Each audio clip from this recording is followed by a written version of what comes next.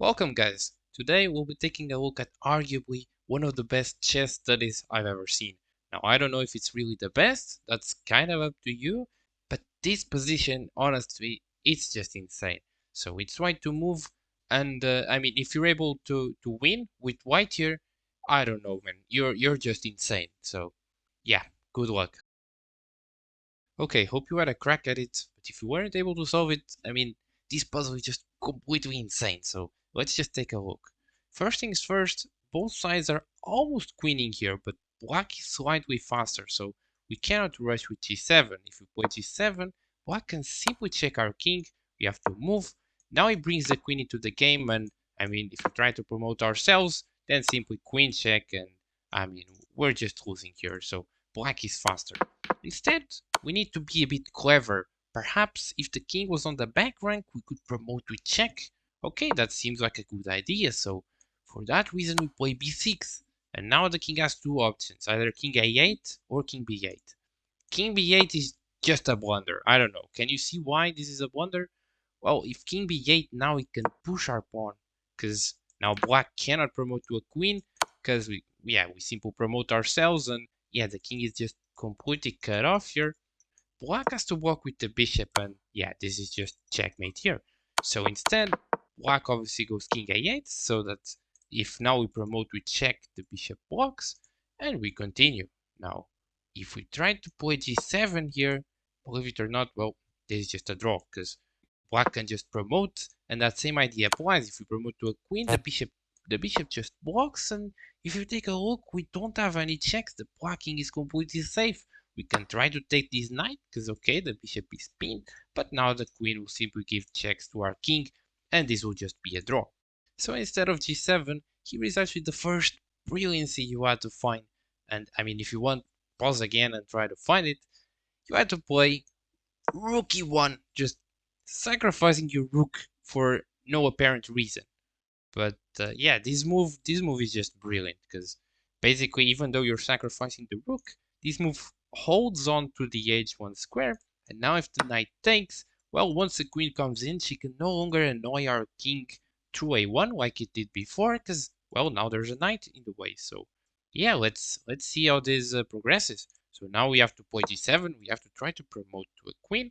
Black promotes as well, we promote as well, but now the bishop can walk. We saw that, and black is completely safe.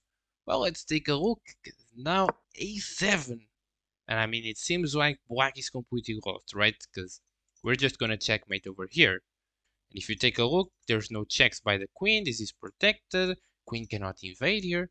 But there's actually knight c6, and oh god, the saga isn't over yet, because this move this move is just a brilliant move on its own, because now we're kind of forced to take, because if you move the king, well, now checkmate is protected, and you can just get your queen into the game, or the knight. So instead you really have to take the knight, but now the problem comes. The queen takes on h5, this comes with a check, and yeah, how are you gonna escape the checks? This is just gonna be a draw, right? Well, this is the place you have to find the craziest move in all of this combination. So it's just a move that it's it is honestly insane. Like, who came up with this position? Honestly is insane. So if you want, again, pause the video, try to find it. You have to find the brilliant Queen G5.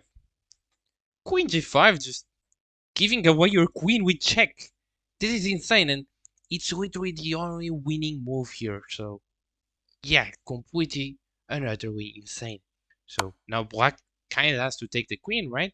But now the point is that we can go king a6, and now if you take a look, there's literally no checks by the black queen. This is this is amazing.